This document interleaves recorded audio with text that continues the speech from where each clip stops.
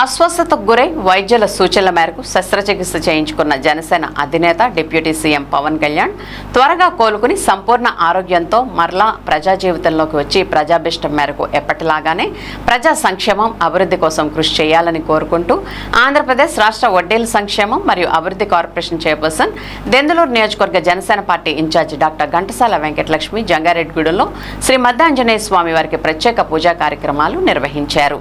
ఈ కార్యక్రమంలో జంగారెడ్డిగూడెం మండల జనసేన పార్టీ అధ్యక్షులు ఆకుల రాకేష్, జంగారెడ్డిగూడెం జనసేన పార్టీ నాయకులు సాధనాల కరుణ, దెందులూరు నియోజకవర్గ జనసేన పార్టీ అధికార ప్రతినిధి తాతపూడి చందు, గుడివాకలంక జనసేన నాయకులు జయమంగళ రంగారావు, బల్లే లక్ష్మణరావు, జయమంగళ రూపావర్మ, బల్లే వెంకటేష్ తదితరులు పాల్గొన్నారు.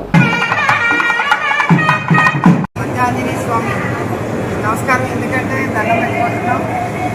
ఈ రోజున మన డిప్యూటీ సీఎం పవన్ కళ్యాణ్ గారు ప్రజానేత, ప్రజల మనిషి, ఎప్పుడు నిరంతరం ప్రజల గురించి ఆలోచించే వ్యక్తి మా పవన్ కళ్యాణ్ గారి ఆరోగ్యం, సంపూర్ణ ఆరోగ్యం ఆ మద్దాంజనేయ స్వామి ఇప్పుడు కూడా కృపా కటాక్షం ఉండాలని చెప్పేసి వాళ్ళ కుటుంబానికి ఎంతో నమ్మకమైన మద్దాంజనేయ స్వామి ఆలయానికి వచ్చిన మా జనసేన పార్టీ నుంచి దెందులూరు నియోజకవర్గం నుంచి నాయకులము, అలాగే చింతలపూడి మండల ప్రెసిడెంట్ నాయకులు అందరం కలిసి ఇక్కడ పూజ ఎంతో భక్తిశ్రద్ధలతో నిర్వహించడం జరిగింది.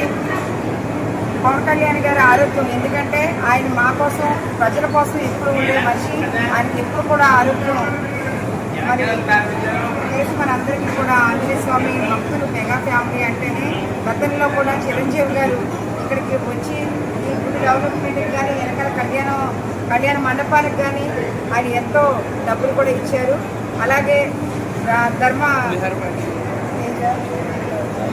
సాయి ధర్మ తేజ్కి యాక్సిడెంట్ అయినప్పుడు వాళ్ళ మదర్, వాళ్ళ కుటుంబ సభ్యులు మొక్కుకొని బయటకు వచ్చిన తర్వాత మొదటిసారిగా ఇక్కడ మొక్కులు తీర్చుకుని దర్శనం చేసుకుని వచ్చారు. అలాగే సాయి ధర్మ తేజ్తో కూడా ఆ రోజున వచ్చి మేము మద్దాంజనేయ స్వామివారి దర్శనం చేసుకుని ఆయన కొడుకు కూడా ఎప్పుడూ వాళ్ళ కుటుంబానికి ఉండాలని, పవన్ కళ్యాణ్ గారు పూర్తి ఆరోగ్యంతో తొందరగా ప్రజల సేవలోకి రావాలని, ఎప్పుడు కూడా ఆంజనేయ స్వామి కృప కటాక్షాలు పవన్ కళ్యాణ్ గారితో ఉండాలని కోరుకుంటున్నాను.